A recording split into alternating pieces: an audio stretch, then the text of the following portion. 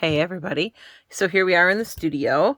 I have moved us this way and we are on my table. Usually you see all of my bookmaking supplies or my sewing machine. I got the sewing machine tucked away underneath my cutting mats for right now. And we are going to cut some fabric. And the first thing I'm going to show you is how to make piping. And piping is that, decorative kind of edge. Like this is some braided piping here. This is a decorative edge that you might see on the edge of like a pillow or something. And we're going to make our own fabric covered piping. I have tons of examples of commercial piping here. Of course, I don't have any on hand. That's just the way it goes sometimes. So we're going to make our own piping so that it will match our pillows. And you can go any one of several ways with this. And I considered what I wanted to do, if I wanted to have piping that matched the pillows, or if I wanted to do piping that would contrast the pillows. Because again, these are the throw pillows are going to go on the finished couch. And you might wonder why I'm starting here, because these are kind of a finished decorator item. I'm kind of one of those sewers, after years of producing large scale like costumes and stuff, I have realized that I need kind of a gateway drug project. Like I need this small project that's going to get me excited about the big project and going to kind of warm me up a little bit, warm my hands up, warm my eye-hand coordination up. If I just got right into like pulling staples and like doing all the boring stuff that's going to come from the prep work for the couch, I'm going to burn out fast. I'm still grading finals. I'm still keeping busy doing like my day job kind of stuff. So I need something that's quick and easy where I can see the finish line pretty readily. And I can finish in kind of one go. And that's satisfying. And also, like I said, kind of warms me up. So again, this is just years of working. You might be different. Your mileage will vary, right? So depending on what kind of a sewer you are, maybe you want to save the decorator pillows for last, because it is kind of a finishing item. And so once you've got the couch all pretty, because now I'm going to have these beautiful pillows and a crappy looking couch, right? Like, what am I going to do with that? So you might want to wait until your couch is all pretty and then have pretty pillows to kind of finish it off. There's no wrong answer to this, frankly. This is, I guess, your takeaway. So this is the way I'm going to start. This is just what works for me and what makes sense to me. Plus, this is like kind of an easy project that I can show you really quickly how to do it.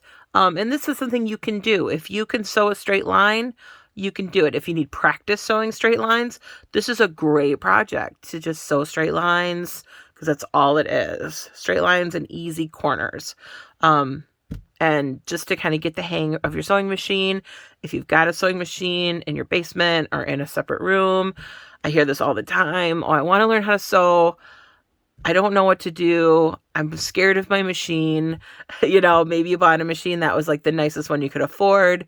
And so it might be like intimidating now, or maybe it was a little outside your price range. And so now it's super intimidating because what if I screw it up, right? There's like that paralysis that happens, right? And so I want to give you this project because this is easy, right? You can, even if your couch is in great condition, you can make a couple of throw pillows. Who doesn't love cozy throw pillows to like cuddle up with, right? As you're watching movies and stuff. You can make outdoor pillows, right? The weather's going to start to get nice. So you can get some of that sunbrella kind of outdoor fabric and make some cozy pillows to like sit outside on like a bench and like read a book in the summertime. So it's a quick, easy project that can be used for a lot of different things, and you can dress it up, you can dress it down, you can make it really simple, you can make it really fancy.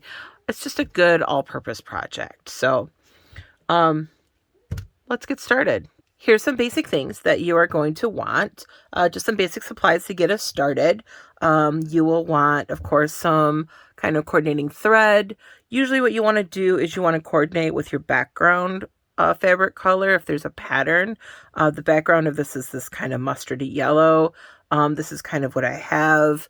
I could take this to the store and match it up a little bit better, but honestly, this is going to be close enough that nobody's going to notice. Because it's got these dark stripes, I also could go with either a black or a navy. It's really kind of dealer's choice on this. But when I kind of look back at this, and kind of squint my eyes, the major color that I see is this kind of mustardy yellow. So that's what I've decided to go with for my thread color. But again, when it's a pattern like this, you actually have quite a few options you can go with. So I have my thread.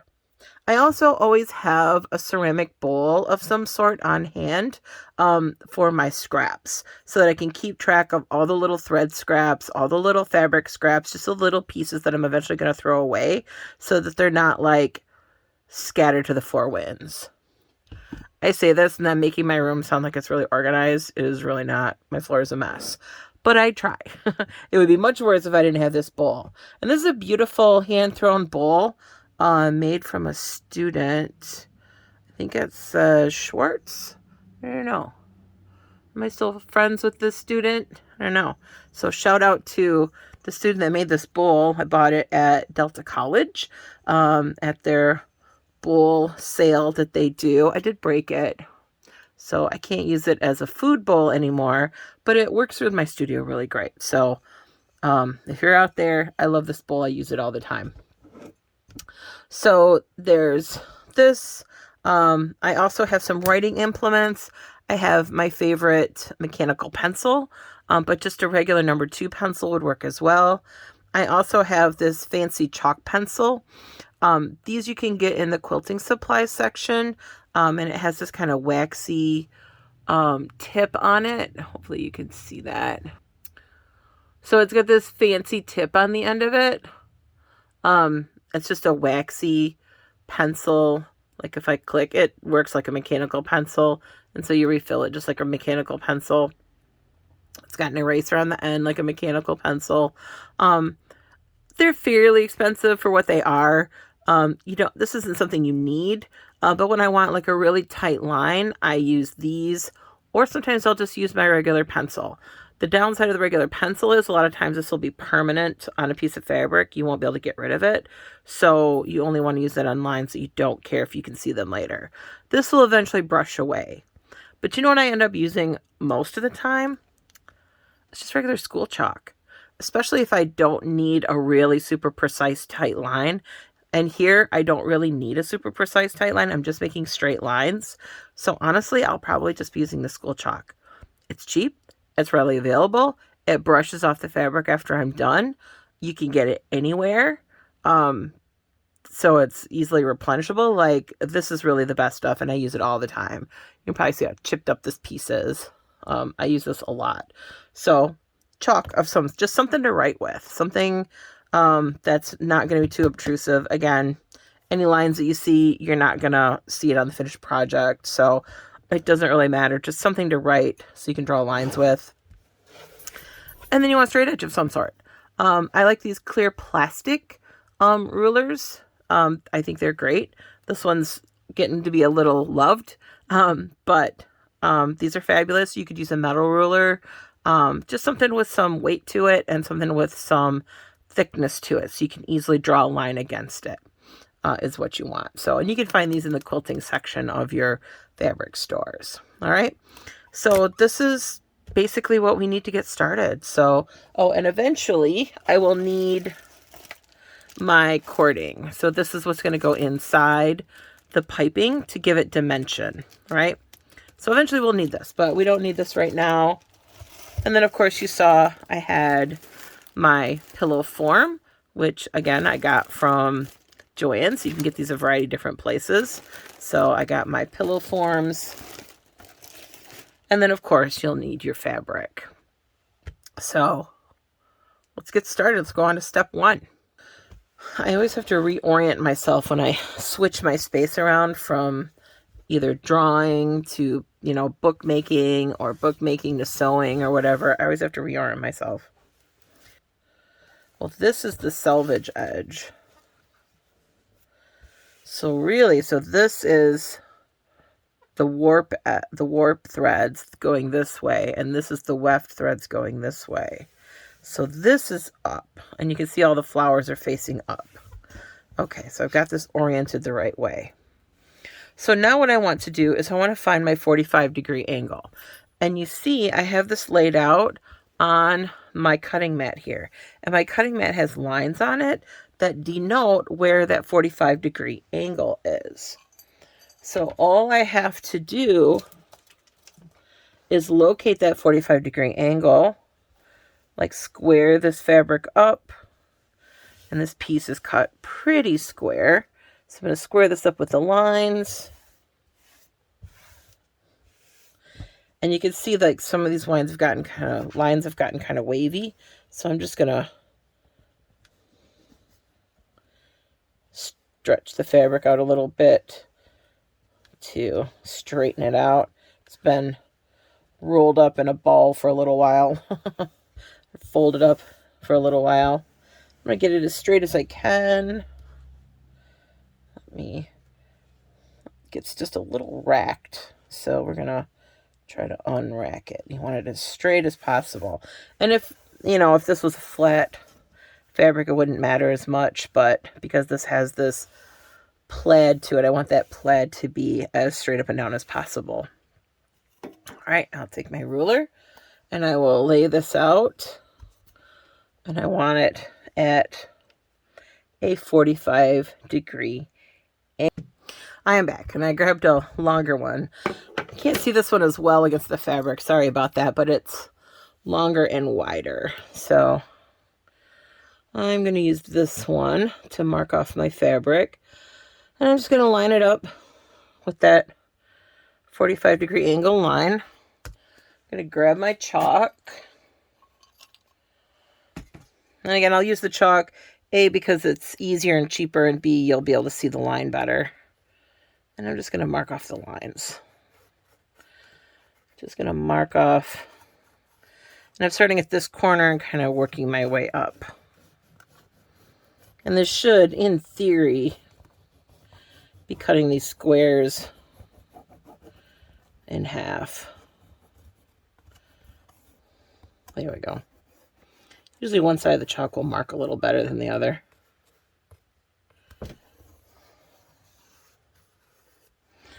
All right. And you can see how that gives me this nice crisp line. All right. So now I want these to be about 2 inches. And I'm just going to lay this down. Trying to get my head in the camera here. So I'm laying this down to where one of these lines on this grid is matching up with this green line that I just drew. And it's on the 2-inch mark. And then I'm going to draw my next line, and then I'm going to see if that works, if that's what I want to do. And I think that will work. I think that will be fine. All right, and I'm just going to keep doing what I'm just going to keep doing this. Keep lining it up and drawing a line at every 2 inches.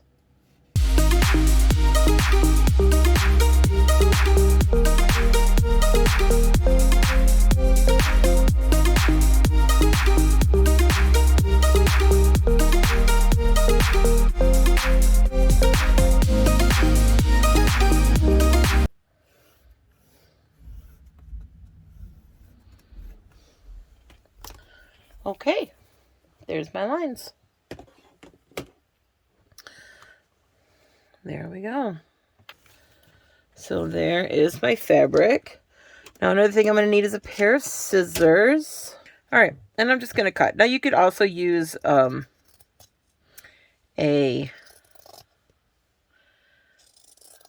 rotary cutter. But I'm just going to use scissors. Oh, and if you're wondering why I drew on the front, not on the back, it's because it has these woven in flowers. And the woven in flowers has these floats on the back, these long threads. And that would just be awful to try and draw across. So it was just easier to draw across the front because it was mostly flat. If it was a flatter pattern, I probably would have drawn across the back. But again, this is piping. Anywhere there's a line is going to be hidden inside the pillow anyway.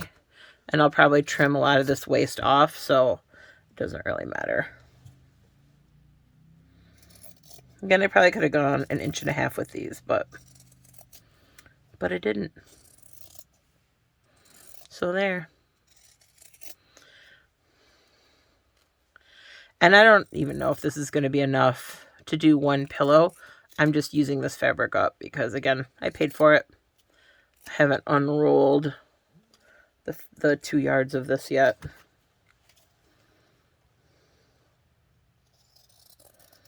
But this is kind of, like, this is a low stakes way for me to start, right? Like, I'm starting with this sample. It was already sitting out. I didn't have to unroll anything. I didn't have to get anything together. I just pulled a random pair of crappy scissors out of my bin O scissors. And I mean, see if I can tilt you back here. Can you see that? My bin O scissors back there. It's a little intense. I have a lot of scissors. Get your line back up. So yeah. So I just pulled a random pair of scissors out that I was fairly sure would be sharp without digging through for any of my fancy gingers or anything like that. And I'm just setting the strips aside. 2 inches. This is not hard. You can do this, right? And I mean, you could get a piece of wood that was the right width. Again, I just went with 2 inches. That's an arbitrary measurement. You could go with a piece of wood or a ruler or something that looked like it was wide enough that you wanted to go.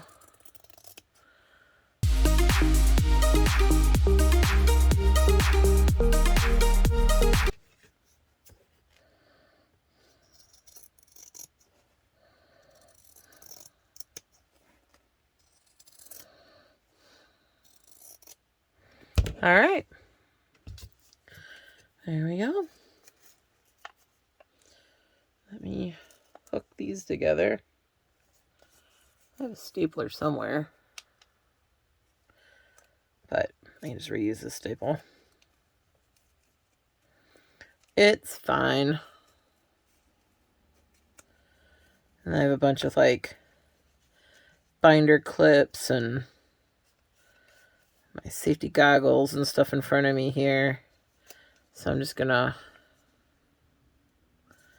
hook this to that just so I have it handy. Okay. And that's what this looks like. I just got this little clot of stuff. There's another, in theory, that's a tripod. And then I got a bunch of clips and stuff hooked to it and a couple of my notebooks. I have notebooks down here that I keep notes on. I try to stay fairly organized while I'm working because I'm working in a very small space. And when you're in a very small space, like I have a very small house, and when you're in a very small space, you have to stay organized. Otherwise, you will lose your mind. Okay. So again, I want to make sure these are all oriented the right way.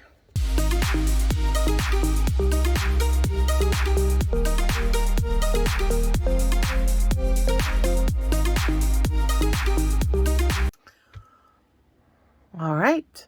So I have my fabric cut. You see I've laid out my strips in order in which they were originally on the square. Originally they were when they were all put together. I just did that just for the visual effect.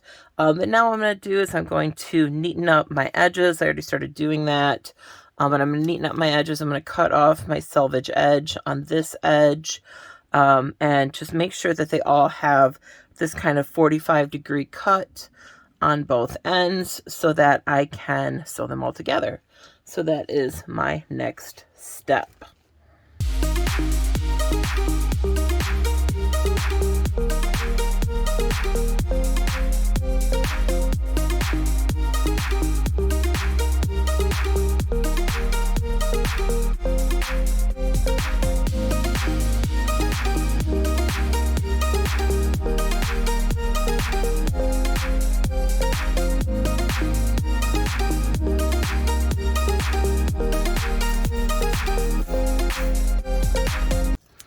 And then this one's actually starting to get kind of short, so I think I'm just going to flip it.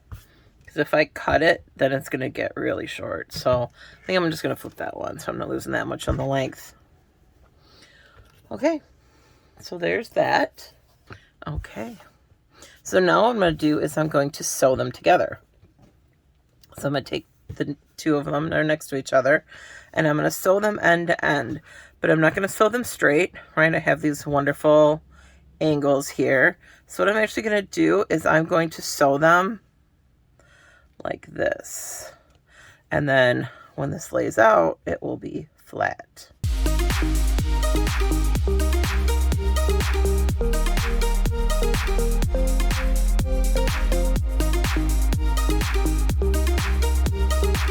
All pinned.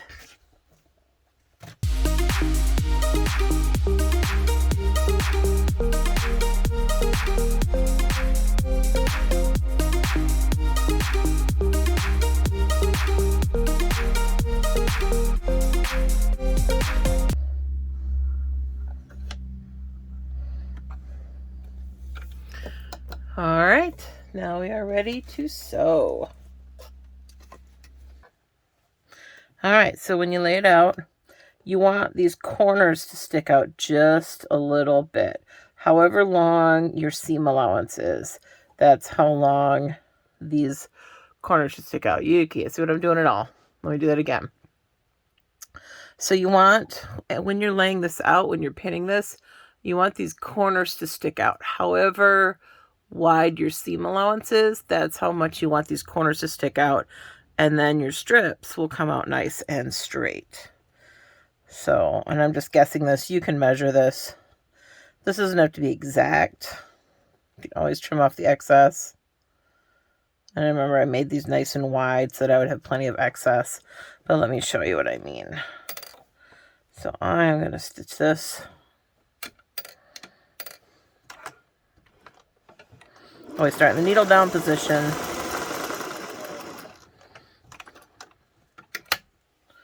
And you kind of aim for the intersections. So you have, let me snip my threads. So you have, oh, it's old thread. So you have your little corners sticking out a little bit. And so you aim for the intersections. You stitch from intersection to intersection, and that will give you a nice straight line. So when you trim off these corners, all right. Of course, all I grab are my paper scissors. But when you trim off these corners, it will give you a nice straight line all the way down. Beautiful, right? All right. This is also how you make bias tape, by the way. This basic first step, this is how you make bias tape.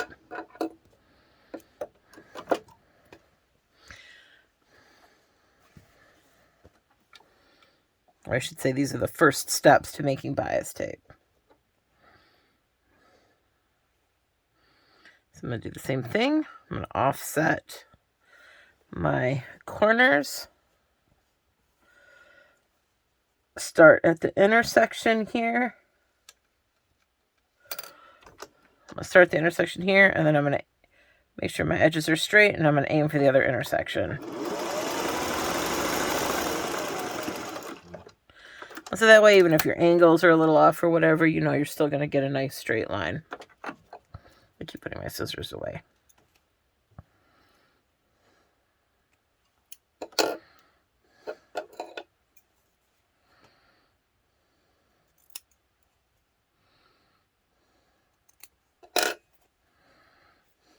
See?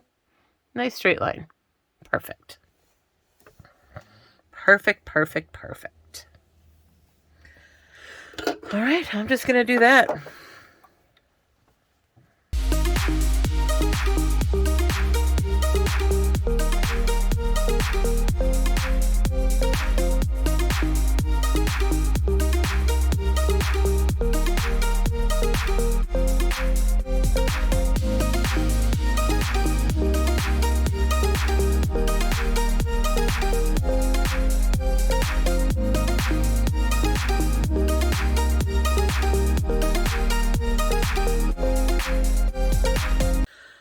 So all my pieces are sewn together.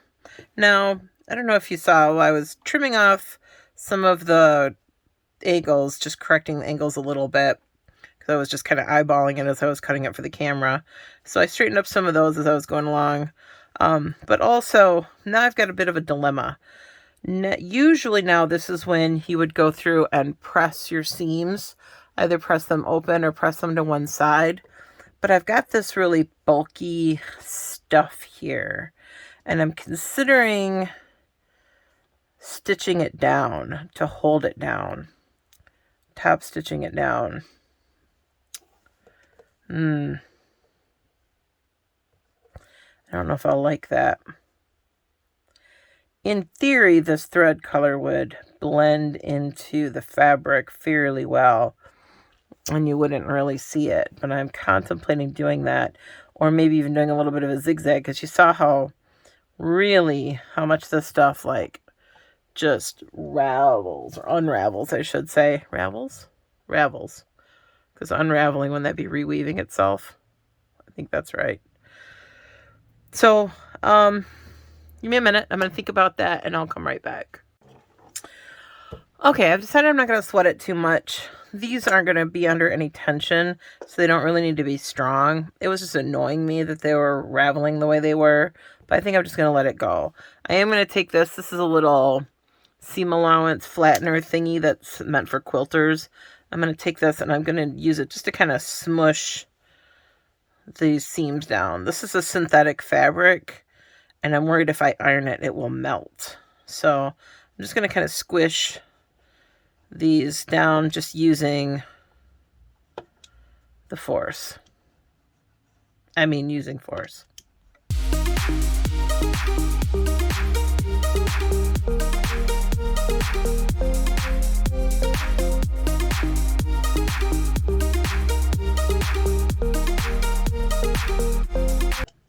All right.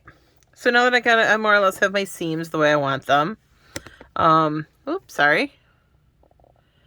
Now that I have my seams the way I want them, let me pull this back up and grab my cording. Grab my zipper foot, which I have my lovely little system here. And this is 1/4 inch. So this is size 2. Size 2 is 1/4 inch. I wish I had a spindle or something that I could unspool on. All right. So I'm just going to now wrap this in the middle.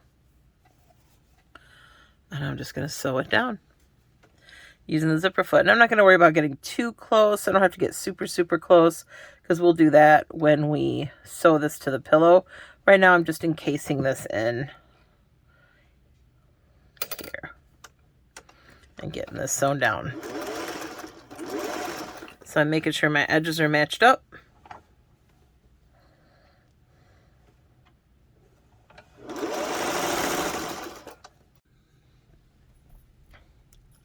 So you might wonder, why did I cut this on the 45-degree angle instead of on the straight grain? Why did I cut on the bias instead of the straight grain? And the reason for that is, if you remember, some time ago, I did a video talking about straight grain and cross grain on fabrics, and how there was very little stretch on the straight grain or on the cross grain, but on the bias, there's lots of stretch. So cutting this on the bias means that it will conform itself to corners much better. So I can get it to go around curves. I can get it to conform around corners without it buckling, folding, and doing all kinds of weird things. So that's literally the only reason that you would do that. It also is a little bit of a design thing too. The pillows are going to have the plaid going straight up and down, right?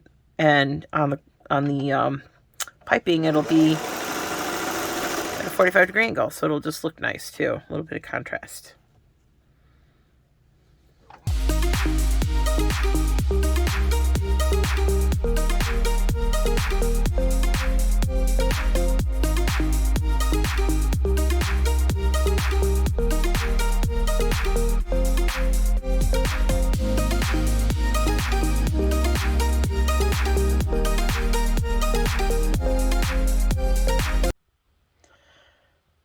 I really need to remember to plug that camera in sometime. Like, charge up the battery. I waited a long time to get that stupid thing.